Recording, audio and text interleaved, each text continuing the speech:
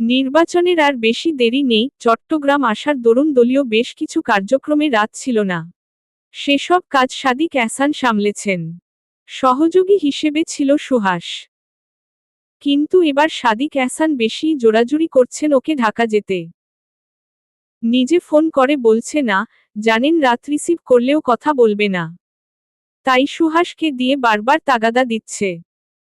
যদিও রাতের আরও কিছুদিন পর যাওয়ার কথা ছিল, তবুও সে সিদ্ধান্ত নিল, সকাল সকালই সে ঢাকার উদ্দেশ্যে রওনা হবে। রাতের একটা সমস্যা হচ্ছে, চট্টগ্রামে চলে এলে ওর আর কোথাও যেতে ইচ্ছে করে না। রোদেলা এহসান বাচ্চাদের মতো কান্নাকাটি করেন। রাত ওনার কান্না সহ্য করতে পারে না। সকাল হয়েছে মাত্রই, বাইরে কুয়াশার ঘনত্বে দেখা যাচ্ছে না কিছু। ভোর 7টা, রাত পড়ছে এলো। পিছু পিছু এলো মোবারক হোসেন আর রোদেলা এহসান। রাত গাড়িতে ওঠার আগে রোদেলা এহসান আবার ওকে জড়িয়ে ধরলেন। রাতের মুখটা করুন। ও বারবার বলছে ওনাকে কান্না না করতে, কিন্তু ওনার কান্না থামছেই না। রোদেলা এহসান কাঁদতে কাঁদতে বললেন, তুমি কখন আসবে আবার? আমি খুব মিস করব তোমাকে। চলে আসবো খুব তাড়াতাড়ি। তুমি কান্না করা বন্ধ করবে? আমার একটুও ভালো লাগছে না। তুমি চাও আমি মন খারাপ করে এখান থেকে যাই? রোদেলা এহসান ডানে বাঁয়ে মাথা নাড়েন। নাক টেনে বললেন, আবরার তুমি আর ড্রাগস নেবে না? নিই না আমি। মিথ্যুক। মিথ্যে কেন বলছো, মা? কে ও মিথ্যে বলে? আচ্ছা মিথ্যে বলবো না। আই প্রমিজ আমার বেশি কষ্ট না হলে ড্রাগসও নেব না। কখনোই নেবে না। তুমি অসুস্থ হয়ে যাবে আবার। তোমাকে আবার বাবা লন্ডনে পাঠিয়ে দেবে। আমি কি করে থাকবো তোমাকে ছাড়া? বললাম তো আর নেব না। রাত ওনার মাথায় হাত বুলিয়ে দিল, কোমল স্বরে বলল, ভালো মেয়ে হয়ে থাকবে, কেমন? আমি যদি সময় মতো আসতেও না পারি, রাগারাগি করবে না। আচ্ছা। রোদেলা এহসান জানেন না ড্রাগস কি। রাত কখনো ওনার সামনে এসব নেয়নি। অসহ্য রকম যন্ত্রণা না হলে ও এসব নেয় না। এবরডে যাওয়ার পর ও কি করে এ নেশায় পড়ে গেছে ও নিজেও না। নিজের কষ্ট কমাতে কি এ খারাপ পন্হাটা বেছে নিয়েছে। ও একবার খুব অসুস্থ হয়ে পড়েছিল। ডক্টর রোদেলা এহসানকে বলেছিল, রাতকে এসব নিতে না দিতে।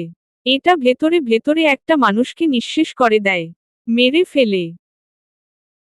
এরপর থেকে রাতের প্রতি ওনার এই নিষেধাজ্ঞাটা শুরু হয়েছে।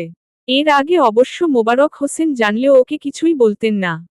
রাত ওনার বড্ড আদরের। নিজের সব আপনজনের ঊর্ধ্বে ও। ড্রাইভার গাড়ি ছেড়ে দিল। রাত একবার জানালা দিয়ে পিছু ফিরে তাকালো, হাত দিয়ে বিদায় জানালো রোদেলা এহসানকে। ওনাকে মোবারক হোসেন ধরেছিলেন। সে এখনো কাঁদছে। রাত বাইরে তাকিয়ে আছে। ওর গায়ে একটা সাদা পাঞ্জাবি আর মাখন রঙের চাদর। এই চাদর দিয়ে শীত মানছে না। তবুও ও উইন্ডো বন্ধ করছে না। কনকনে ঠান্ডা বাতাস হুড়মুড়িয়ে প্রবেশ করছে জানালা দিয়ে। হাটহাজারী বাসস্ট্যান্ড পার করার সময় রাতের হঠাৎ শ্যামাঙ্গিনীর কথা মনে পড়ল। এই জায়গাটাতে সবসময় একটা জ্যাম থাকবেই। যেমন এত সকালেও মোটামুটি একটা জ্যাম লক্ষ্য করা যাচ্ছে। বোরিং সময়টা রাত ফোন দেখে কাটালো না। ও জানালায় থুতনি রেখে তাকিয়ে থাকলো সরু গলিটির দিকে। চাঁদনির বাড়ি হয়তো এদিক দিয়েই। আকিব শিকদার ওকে দাওয়াত দিয়েছিল। ওর সময় হয়নি বেড়াতে যাওয়ার। ওর মাথা থেকেই ছুটে গেছিল ব্যাপারটা। কিন্তু এখন গলিটির দিকে তাকিয়ে ওর মনে সূক্ষ্ম আফসোস হচ্ছে। আচ্ছা, এখন নিশ্চয়ই শ্যামাঙ্গিনী ঘুমাচ্ছে। ও যদি এখন গিয়ে শিকদার বাড়িতে উপস্থিত হয়, সে ঘুমোঘুম চোখে নামবে। ওকে দেখে নিশ্চয়ই চোখ বড় বড় করে তাকাবে। রাত সে দৃশ্যটা কল্পনা করার চেষ্টা করল। আবার মাথা ডানে বাঁয়ে নাড়িয়ে মাথা থেকে ঝেড়ে ফেলার চেষ্টা করল ব্যাপারটা। ও কি কোনো কিশোর বা নিব্বা? এসব কি কল্পনা জল্পনা শুরু করছে ও মাঝ রাস্তায়? তবুও ওখানে একবার যাওয়া উচিত ছিল ওর। নাম দিত প্রচারণার জন্য যাচ্ছে বা পরিচিতির জন্য। কিন্তু ওর উদ্দেশ্য হতো অন্য। আচ্ছা, শ্যামাঙ্গিনী কখন ঢাকায় যাবে? পরেরবার ঢাকা থেকে আসলে ওকে অবশ্যই একবার শিকদার বাড়িতে যেতে হবে। মাঝখানে কেটে গেছে কয়েকদিন। চাঁদনি কিছুটা স্বাভাবিক হয়েছে। ও নিজেকে রিকভারি চেষ্টা করছে একটু একটু করে। পড়াশোনায় নিজেকে ব্যস্ত রাখার চেষ্টা করছে সর্বোচ্চ। তবে বাড়ির কারো সাথে ও কথা বলে না। ওর কথাবার্তা শুধু বর্ষা বেগমের সাথে। এ একটা মানুষ, যার সাথে ওর কোনো দ্বন্দ্ব নেই, যে নিঃস্বার্থভাবে সবাইকে আগলে রাখে। চাঁদনি ছোটবেলা থেকে তাকেই মায়ের মতো ভেবে এসেছে। হ্যাঁ, অনেক ক্ষেত্রে উনি চাঁদনির পক্ষ নিতে পারেন না, চাঁদনিকে সাহারা দিতে পারেন না। ওনার নিজের মতামতেরই তো কোনো মূল্য নেই এ বাড়িতে। চাঁদনি অনলাইনে ক্লাস করছিল। ও ঢাকা থেকে ওর সব বইপত্র নিয়ে চলে এসেছে। ওর আসলেই প্ল্যান ছিল ও আর ঢাকায় ফিরবে না। কিন্তু আধার এসে সব ভেস্তে দিল। কিন্তু ও আদৌ কি থাকতে পারত এখানে? ঢাকা যাওয়ার আগে যে প্রাণোচ্ছল ব্যাপারটা ছিল ওর মধ্যে, সেটা এখন আর নেই। ও এখন এই বাড়িতেও সেভাবে থাকে যেভাবে ও ঢাকার ফ্ল্যাটে থাকতে। নির্জীব, নিস্তব্ধ, সবার থেকে গা বাঁচিয়ে। ও মনোযোগ দিয়ে পড়ছিল। তক্ষুনি ধুম করে দরজা খুলে আধার ঢুকল ওর কক্ষে। চাঁদনি ধরফরিয়ে বলল, কি হয়েছে? রেডি হয়ে নে, ঢাকা চলে যাব আমরা। হঠাৎ? বলেছি না কয়েকদিন পর। আর কয়দিন? চাঁদনি কিছুক্ষণ অবুঝ দৃষ্টিতে তাকিয়ে থাকলো, পরক্ষণে চোয়াল শক্ত করে বলল, আর কোনোদিন না। যাব না আমি। তোত্তারামি করবি না চাঁদনি। রেডি হয়ে নে, ফাস্ট। আজকে তোকে অনেকক্ষণ ধরে বোঝানোর সময় আমার নেই, প্লিজ অবাধ্য হোস না। হয়েছেটা কি? পরে বলবো। আগে ব্যাগ গোছা। চাঁদনি উদ্গ্রীব স্বরে বলল, ট্রেনে করে যাব না? না, গাড়িতে। ট্রেনের টিকিট কাটার সময় নেই। এ বাড়িতে আর এক মুহূর্তও থাকব না। আশ্চর্য, হয়েছেটা কি? কিচ্ছু হয়নি। ব্যাগ গোছা জলদি। না, বলো আমাকে আগে। কি হয়েছে বলো। হুট করেই বলছো চলে যাবে। আমার এখন যেতে ইচ্ছে করছে না।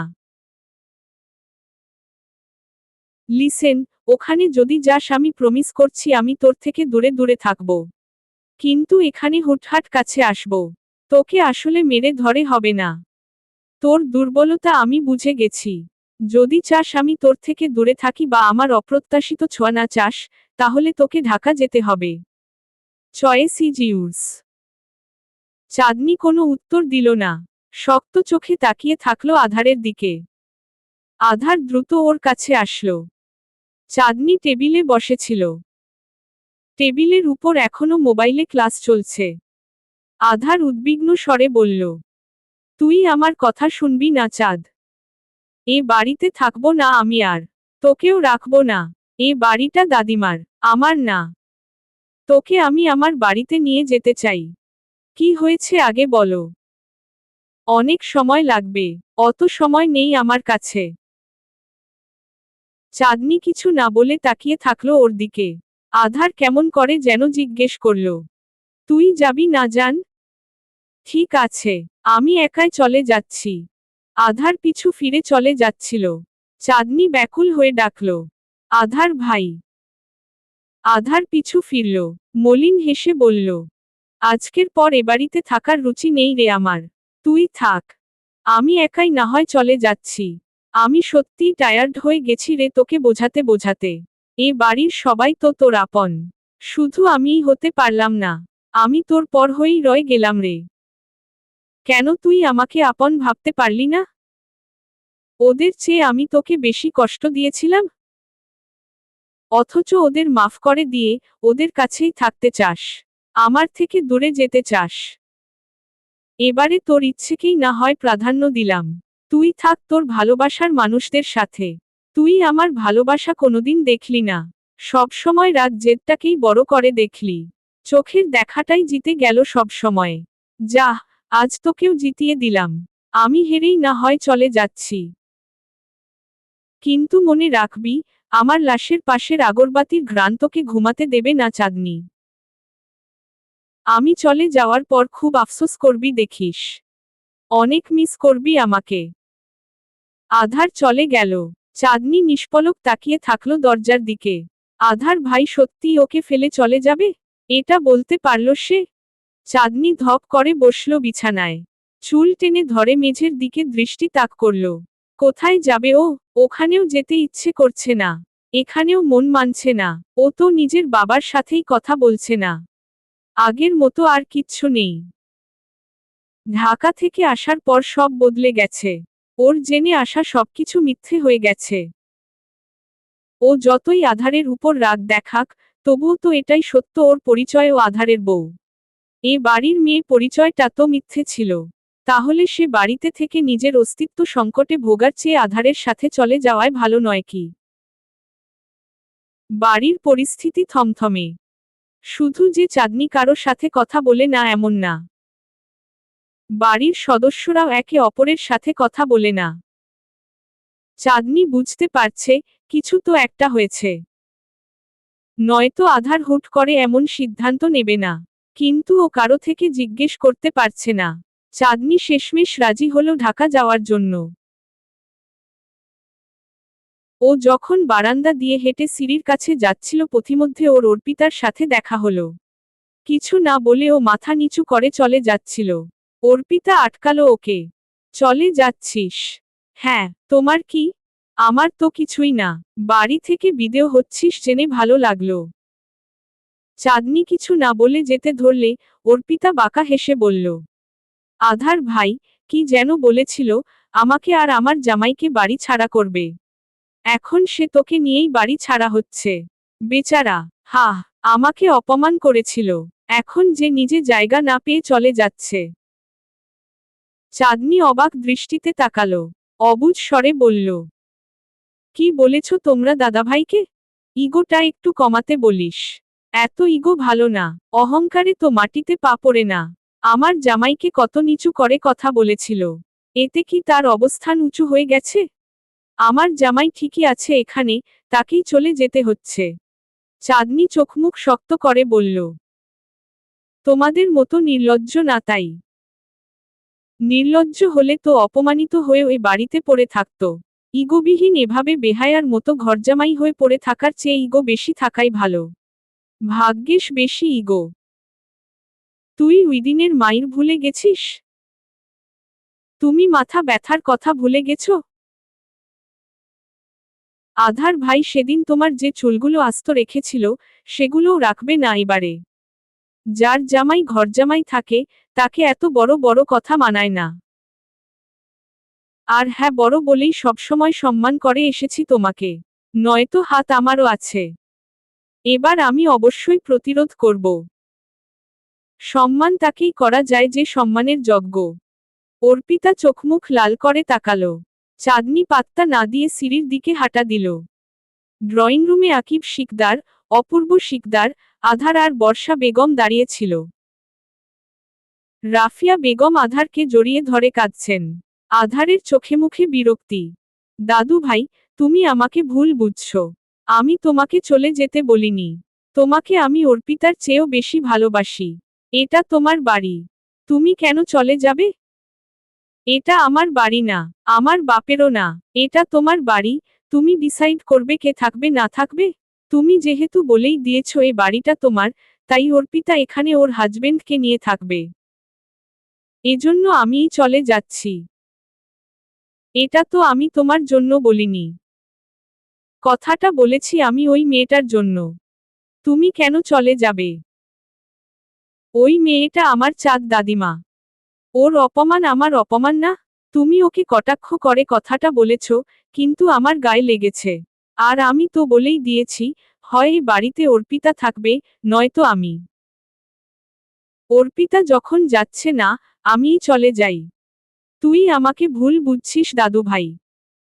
কথাটা আমি ওভাবে বলতে চাইনি। তুমি বলেছ আমি ডিসাইড করার কেউ নাই বাড়িতে কে থাকবে। কারণ এ বাড়িটা তোমার। আমি কারো যাওয়া থাকা ডিসাইড করছি না, কিন্তু আমি নিজে চলে যাচ্ছি। এখানে তো তোমার সমস্যা হওয়ার কথা না। চাঁদনি নিচে নামল। রাফিয়া বেগম ওকে দেখেই দোষারোপ করা শুরু করলেন। তোর জন্য আমার দাদুভাইটা চলে যাচ্ছে। আমি কিছু করিনি। নিজেই একমুখে ছয় কথা বলছো। দেখ আকিব দেখ, তোর বেয়াদব মেয়ে আমার সাথে কেমন করছে।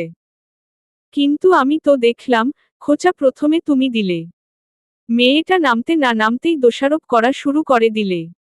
রাফিয়া বেগম গরম চোখে তাকালেন চাঁদনির দিকে। আধার মনে মনে হাসল চাঁদনিকে দেখে। ঠিকই তো যেতে হচ্ছে ওর সাথে। ও এই জন্যই তো এত এফোর্ট দিয়ে একা চলে যাওয়ার কথা বলা। ও কি কখনো চাঁদনিকে ছাড়া একা চলে যেতে পারে? যার জন্য নিজের ফাইনাল পরীক্ষা ড্রপ দিল, নিজের ক্যারিয়ারের কথা ভাবল না, একটা বছর নষ্ট করে দিল। শেষ সময়ে এসে তাকে না নিয়েই চলে যাবে। এমন বোকামি আধার শিকদার করতে পারে না। তীরে এসে তরি ডোবানোর মতো বোকাও না। মানুষকে ঘোল খাওয়ানোতে ওর জুড়ি নেই। খুব সুন্দর করে সবাইকে ইমোশনাল ব্ল্যাকমেইল করতে জানে। এই যে চাঁদনি গলে গেল, এখানেই তো বোঝা যায় ও অভিনয় কতটা পারদর্শী। চাঁদনি আকিব শিকদারের সাথে কথা বলল না। ওর খুব অভিমান চলছে বাবার সাথে। আকিব শিকদার মেয়েকে জড়িয়ে ধরলেন। আরও একবার ক্ষমা চাইলেন ওর কাছে। চাঁদনি কিছু বলল না। আধার আকিব শিকদারের থেকে বিদায় নিতে গেল। উনি ওর হাত ধরে আবেগে আপ্লুত হয়ে বলল, আমার মেয়েটাকে দেখিস বাবা। তোমার চেয়ে ভালো খেয়াল রাখব। তুমি কখন যাবে? খুব তাড়াতাড়ি যাওয়ার চেষ্টা করব। ঠিক আছে তাহলে, আমি অপেক্ষা করব। এখান থেকে তোমাকে ছুটতেই হবে চাচ্চু। এ অকৃতজ্ঞদের সাথে থেকে লাভ নেই। আচ্ছা, তুই যা তো। তোকে এত চিন্তা করতে হবে না। ভালো করে পড়াশোনা করিস। এমনিতেই 1 বছর গ্যাপ গেছে। আচ্ছা। আধার উঠে বসল গাড়িতে। চাঁদনি যেমন একটা বড় সাইজের ট্রলি গুছিয়ে চট্টগ্রামে এসেছিল, সেভাবে আবার সে ব্যাগ নিয়েই ঢাকা রওনা হচ্ছে। আধারের পাশে চাঁদনি বসতেই ও মুখে হাত দিয়ে হাসল। খোঁচা মেরে বলল, তুই না বলেছিলি যাবি না? নেমে যাব? ইয়াহা। চাঁদনি নামতে গেল। আধার ধরে ফেলল ওর হাত। ওকে এক হাতে জড়িয়ে নিয়ে বলল, তোকে আমি আর যেতে দিচ্ছি না। এখানেও আসতে দেব না কোনোদিন। আমিও আসব না, তোকেও আসতে দেব না। আজ থেকে আবারও তোকে নিজের বন্দি বানালাম আমি। একবার ছুটে গেছিলি বলে, খাঁচায় ভরতে অনেক এফোর্ট দিতে হয়েছে আমাকে। আর সে ভুল করছি না আমি। চাঁদনি বিমূঢ় দৃষ্টিতে তাকিয়ে থাকলো আধারের দিকে। গাড়ি ছেড়ে দিয়েছে ততক্ষণে। একটা মানুষ এত বড় নাটকবাজ কি করে হয়? শুধু ওকে ফিরিয়ে নিয়ে যাওয়ার জন্য এত কাহিনী করল ও। এখন আবার ওকে আটকে রাখবে আধার। চাঁদনির বন্দিত্বের জীবন আবারও শুরু হলো। আধার আর চাঁদনি ঢাকায় ফিরে এসেছে। তবে আধার নিজের যে ওয়াদা দিয়ে চাঁদনিকে এখানে এনেছিল, সে ওয়াদা ও রাখেনি। ও বলেছিল চাঁদনি ঢাকায় ফিরে আসলে ও চাঁদনির কাছে আসবে না। দূরে দূরে থাকবে। কিন্তু ও ঠিকই কাছে এসেছে। যতটা কাছে আসলে চাঁদনি স্বাভাবিক থাকে ততটা বেশি কাছে আসা চাঁদনি মানতে পারে না। অস্বাভাবিক হয়ে যায়। ঢাকায় আসার পর থেকেই আধার খুব ফ্রি একটা সময় পার করছে। ওর ভার্সিটি, পড়াশোনা কিচ্ছু না। শুধু অবসর আর অবসর। আর কিছুদিন পর হয়তো 4th ইয়ারে ভর্তির ডেট দিবে। আর ওর ফ্রেন্ডদের এক্সামের রেজাল্ট। এটা নিয়ে ওর খুবই লজ্জা লাগছে। যদিও আধার একটা নির্লজ্জ, তবুও একজন সেরা স্টুডেন্ট হয়েও 1 বছর জাস্ট ফেইল করার ভয় গ্যাপ দেওয়া, আবার সে একই ক্লাসে গিয়ে ভর্তি হওয়া এই অভিজ্ঞতা আধারের জন্য নতুন। ওর খুবই খারাপ লাগছে। তবে চাঁদনি কলেজে চলে গেলে ও ওর বন্ধুদের সাথে ঘুরতে বেরিয়েছে। ওদের সামনে ওর কোনো হীনমন্যতা কাজ করে না। ওর একটা অভ্যাস হচ্ছে ও সবাইকে খোঁচাতে পারবে। কিন্তু কেউ ওকে নিয়ে উল্টাপাল্টা বলতে পারবে না। এজন্য ওর কোনো ফ্রেন্ড ওকে পিঞ্চ মারা থেকে 100 হাত দূরে থাকে।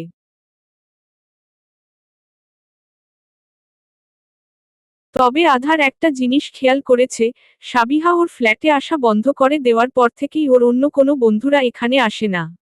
ওরা একসাথে ট্যুর দেয়, কিন্তু এখানে আসে না।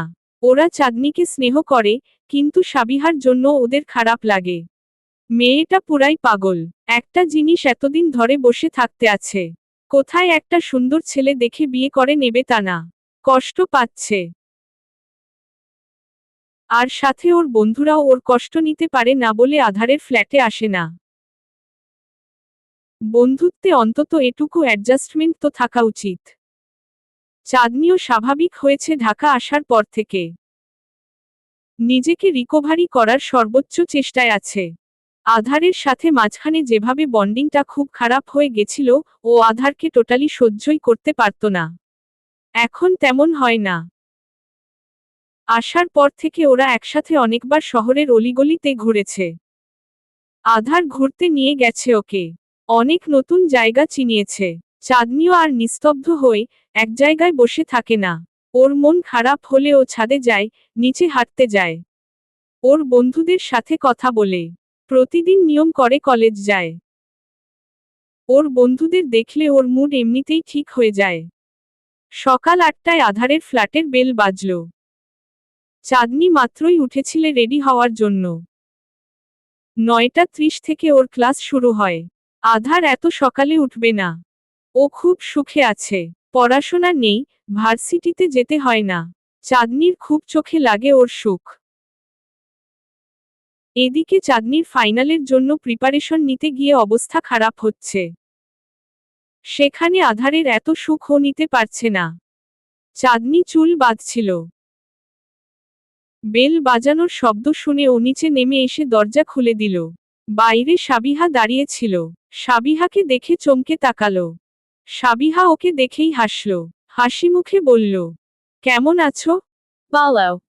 কিন্তু মনে মনে খুব অবাক হলো। সাবিহাকে ও এখানে আসতে দেখেছিল, যখন ও প্রথমবার ঢাকায় এসেছিল। এরপর আধারের অন্যান্য বন্ধুরা মাঝেমধ্যে আসলেও সাবিহা আসেনি কখনো। আমি আশায় খুশি হওনি? সাবিহা আবার বলল। চাঁদনি সৌজন্য হেসে বলল, না, না তা কেন হবে? ভেতরে আসুন আপু। সাবিহা ভেতরে এলো। আশেপাশে তাকিয়ে আধারকে খুঁজতে থাকল। চাঁদনি বুঝতে পেরে বলল, আধার ভাইকে খুঁজছেন? হাজবেন্ডকে কেউ ভাই ডাকে? সাবিহা ভ্রু উঁচিয়ে তাকালো। চাঁদনি চোখ পিটপিট করে তাকালো। সাবিহাকে ওর ভয় লাগে। কেমন যেন মেয়েটা গম্ভীর হয়ে থাকে সব সময়। তটিনীর মতো যখন তখন হাসে না। কথা বলে ভ্রু কুঁচকে হাত নেড়ে বিজ্ঞদের মতো। ওর এই অভ্যাসটাতে চাঁদনি একজনের খুব মিল পায়। সাবিহা চাঁদনির দিকে তাকালো। ওর গায়ে সাদা এপ্রন। বেনি অর্ধেক বেঁধেছে, বাকি অর্ধেক চুল খোলা। বেনি করতে করতেই দরজা খুলতে এসেছিল। সাবিহা ওকে পরখ করে বলল, কলেজে যাবে? জেবি। তোমার হাজবেন্ড কোথায়? চাঁদনির মনে হলো ওকে খোঁচা দেওয়া হচ্ছে। তবুও কথা না বাড়িয়ে বলল, ঘুমাচ্ছে। ডেকে নিয়ে আসো। অথচ সাবিহা বলতে চাইল, আচ্ছা, আমি ওর সাথে দেখা করে আসি। ও বলতে পারল না। আধারের বিয়ে হয়ে গেছে। ও কি পারমিশন ছাড়া একটা বিবাহিত ছেলের রুমে ঢুকতে পারে? পারে না। আর এই আফসোসটাই ওকে শেষ করে দেয়। চাঁদনি সম্মতি দিয়ে আধারকে ডাকতে গেল। আধার উপর হয়ে ব্ল্যাঙ্কেট পেঁচিয়ে ঘুমাচ্ছিল। চাঁদনি ফিসফিস করে ডেকে বলল, আধার ভাই, উঠো। তোমার বিয়ে পাপ এসেছে। কি এসেছে? বিয়ে পাপ? আধার ঘুমোঘুম চোখে অবুঝ দৃষ্টিতে তাকালো। তোতলা তুই? না হা। কে এসেছে ঠিক করে বল, তাহলে। তোমার বিয়ে পাপ। অর্ধেক করা বেনুনি টেনে ধরল আধার। চাঁদনি নিচু কণ্ঠে চেঁচিয়ে বলল, এখন আমি চেঁচালে তোমার বিয়ে পাপের সামনে তোমারই ইজ্জত যাবে। তটিনীকে তো এভাবে বলিস না তুই। সাবু এসেছে। তোমার সাবু। চাঁদনি খুব সূক্ষ্মভাবে বাঁশ মারল। আধার আসলেই সাবিহাকে সাবু ডাকে। ও হামি তুলে বলল, তুই না চাইলে ডাকবো না। আমি তোমার মতো ছোটখাটো ব্যাপার নিয়ে হুলুস্থুল বাজিয়ে দিই না। বেস্ট ফ্রেন্ডকে এভাবে ডাকাই যায়? জলে পুড়ে ছাই হয়ে যাচ্ছিস। অঙ্গার পর্যন্ত অক্ষত থাকছে না। আমি পরিষ্কার পোড়ার গন্ধ শুঁকতে পাচ্ছি। কিন্তু সে বলে, সে এইসব ছোটখাটো ব্যাপার নিয়ে মাথা ঘামায় না।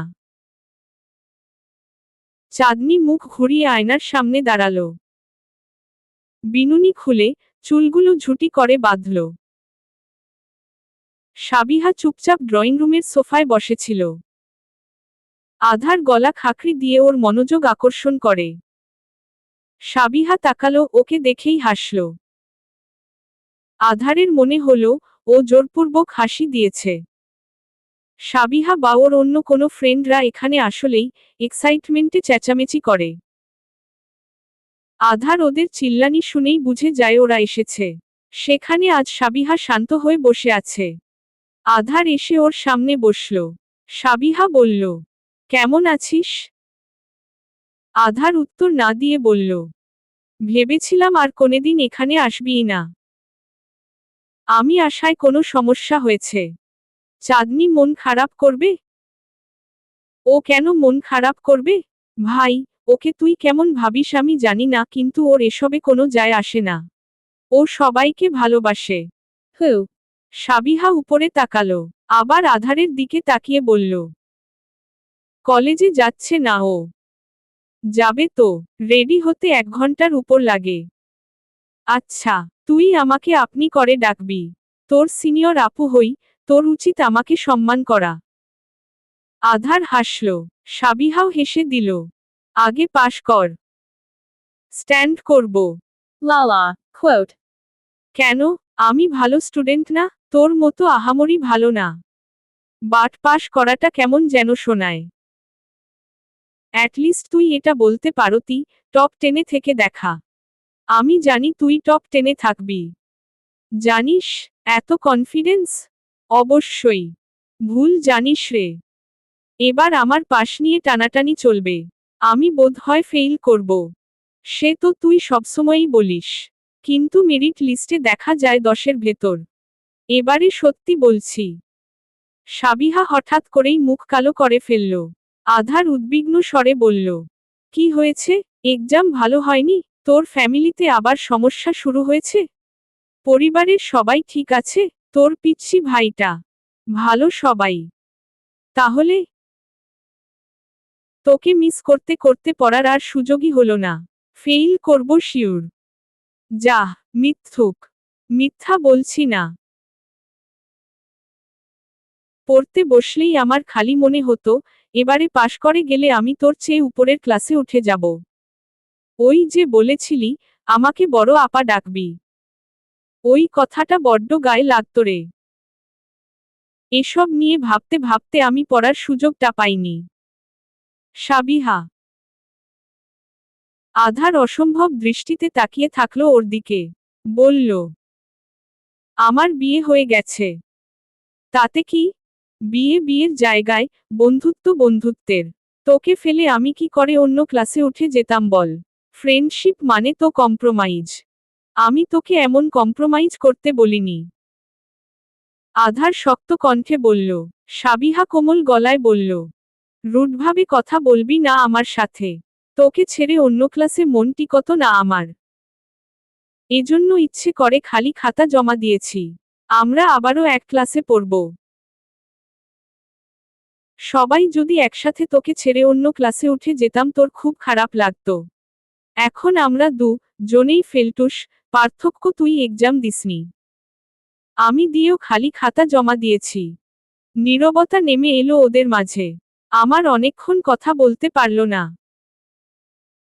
কিন্তু ও স্পষ্ট খেয়াল করল সাবিহার হাতের অস্বাভাবিক কাঁপুনি। ও মেঝের দিকে দৃষ্টি তোকক করে আছে।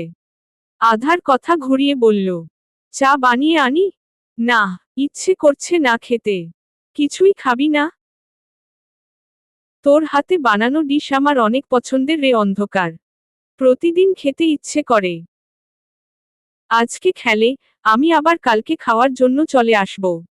আজাইরা কথা বেশি হয়ে যাচ্ছে না? সাবিহা তড়িঘড়ি করে বলল। ও হ্যাঁ, যেটার জন্য এসেছি। কোনো কাজে এসেছিস? হুম। নয়তো আমি তোর ফ্ল্যাটে কেন আসব? এভাবে কেন বলছিস? তোর বউ যদি আবার উল্টাপাল্টা ভাবে। চাঁদনি এমন না সাবিহা, কেন তুই ওকে এমন ভাবিস? তুই আমার ফ্রেন্ড। এখানে আসার জন্য তোর কোনো কারণের দরকার নেই। তুই আসিস না তাই ওরাও আসে না। আমি ওদের মানা করি না, জানি আমি, তবুও আমার খারাপ লাগে। ওদের কথার মাঝেই চাঁদনি ব্যাগ নিয়ে নিচে নামল। সাবিহা ওকে দেখে বলল, কলেজে যাচ্ছ? জেবি। বসো, আমাদের সাথে একটু লেট হয়ে যাবে। না। চাঁদনি আধারের দিকে তাকালো, আধার একবার সাবিহার দিকে তাকাচ্ছে, একবার চাঁদনির দিকে। সাবিহা এতটা মহান মানুষ কবে হয়ে গেছে? ও তো চাঁদনিকে সহ্যই করতে পারত না। চাঁদনি আধারের থেকে দূরে করে বসল। সাবিহা দীর্ঘশ্বাস ফেলে আধারকে বলল, তোকে দাওয়াত দিতে এসেছি। কিসের দাওয়াত? বড় ভাইয়া ইলেকশনে জিতে গেছে। কোন ভাই? আবরার ভাইয়া। বলেছিলাম না তোকে? ওই যে তোর স্টেপ ব্রাদার। স্টেপ ব্রাদার বলিস না। চাঁদনি চমকে তাকালো। কোনোভাবে কি সাবিহার আবরার ভাই, নেতা সাহেব? পরক্ষণে ভাবল, এ দুনিয়ায় কত আবরার আছে। কত আবরারই বাংলাদেশের রাজনীতির সাথে যুক্ত আছে। চাঁদনি নিজের সামনে যুক্তি দাঁড় করালো। আর ওই ছেলেটার কথা ভাবায় মনে মনে তওবা খেল। সাবিহা বলল, সৎ ভাই কথাটা আমার খুব খারাপ লাগে। ভাইয়াকে আমি অনেক ভালোবাসি। সরি। আরে না, তাহলে তুই আসছিস? চেষ্টা করব। তুই যদি না আসিস আধার, সেদিনের পর থেকেই তোর সাথে আমার সব ফ্রেন্ডশিপ ভেঙে যাবে। এবারে কিন্তু আমি সিরিয়াস। প্রতিবারের মতো এমনি এমনি বলছি না। তুই তোর সব ফ্রেন্ড থেকে দূরত্ব বানিয়ে নিয়েছিস। জাস্ট বিয়ে হয়েছে, এজন্য তুই তোর সব ফ্রেন্ডকে ভুলে যাবি, ওদের আবদার রক্ষার একটু চেষ্টা পর্যন্ত করবি না, এমন তো হতে পারে না। সাবিহা তপ্তস্বরে বলল। আধার বুঝো দিয়ে বলল, আরে বাবারে যাব তো। চাঁদনিকেও সাথে নিয়ে আসবি কেমন? পরক্ষণে চাঁদনির দিকে তাকিয়ে বলল, চাঁদনি তুমি কিন্তু যাবে? আধার অবাক দৃষ্টিতে তাকিয়ে বলল, সূর্য কি আজকে পশ্চিম দিকে উঠেছে দোস্ত? দুনিয়া কি আজকে ধ্বংস হয়ে গেছে? না তো, তাহলে আমরা এখানে কি করে বসে আছি? তাহলে সূর্যও পশ্চিম দিকে উঠেনি। আচ্ছা, ওকে নিয়ে আসবি। আমার সব ফ্রেন্ড আসবে। ওদের ফ্যামিলিকেও দাওয়াত দিয়েছিস? না, আমরা কি আমাদের পার্টিতে ফ্যামিলি সহ দাওয়াত দিই? আমাদের ফ্রেন্ডশিপের রুলসই তো এমন, কোনো ফ্রেন্ড তাদের বিএফ, জিএফ, হাজবেন্ড, ওয়াইফ নিয়ে আসতে পারবে না। শুধু আমরা বন্ধুরা বন্ধুরা থাকব। তাহলে চাঁদ? তোর চাঁদকে দাওয়াত না দিলে তো তুই আবার যাবি না। আধার কেমন করে তাকিয়ে থাকলো সাবিহার দিকে। সাবিহা টলমলে দৃষ্টিতে তাকালো। তুই ওকে খুব বেশিই ভালোবাসিস আধার? আধার চাঁদনির দিকে তাকালো। চাঁদনি ওর দিকে। সাবিহা চোখের পানি আটকে বলল, চাঁদনি তুমি বলো, আধার তোমাকে খুব ভালোবাসে?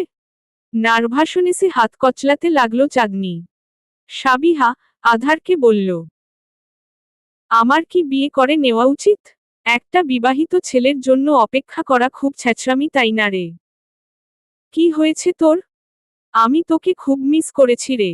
তুই যখন চট্টগ্রামে চলে গেছিলি আমো কিভাবে যে মনে পড়েছে তোর কথা। এটা খুবই অন্যায় হয়েছে।